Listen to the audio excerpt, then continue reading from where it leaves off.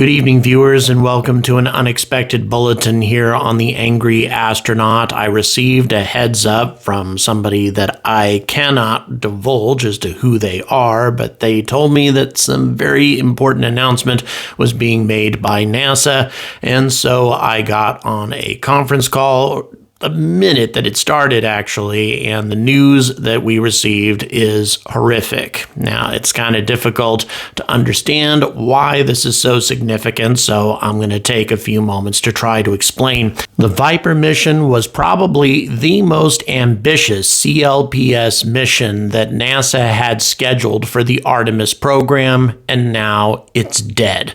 After $450 million has been spent on what is essentially a complete rover designed to sniff out water ice at the lunar South Pole, which is absolutely essential to the long-term success of the Artemis program, NASA shut it down for the sake of saving $86 million in what they call an extremely constrained financial environment.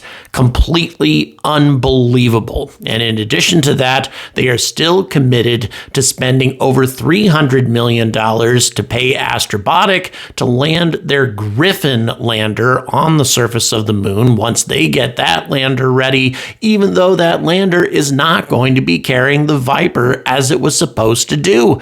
So really, when it comes right down to it, we're looking at nearly $800 million being spent on a mission that isn't going to happen purely for the sake of saving $86 million. Now, there is potentially additional expenses that could have come up because of scheduling problems, because of development problems, etc., that's been going on during what appears to be a pretty troubled program. But nevertheless, according to NASA, Viper is almost complete, almost ready to go. Now, Astrobotic has some scheduling issues as well. The Griffin lander is not quite ready to go and probably isn't going to be ready until the third quarter of 2025. So definitely some delays on the Astrobotic side, but that doesn't seem to be the primary reason that this is being canceled, because after all, the rover still isn't 100% ready. It hasn't gone through all the necessary qualification tests and such in order to be ready to fly on a mission like that anyway.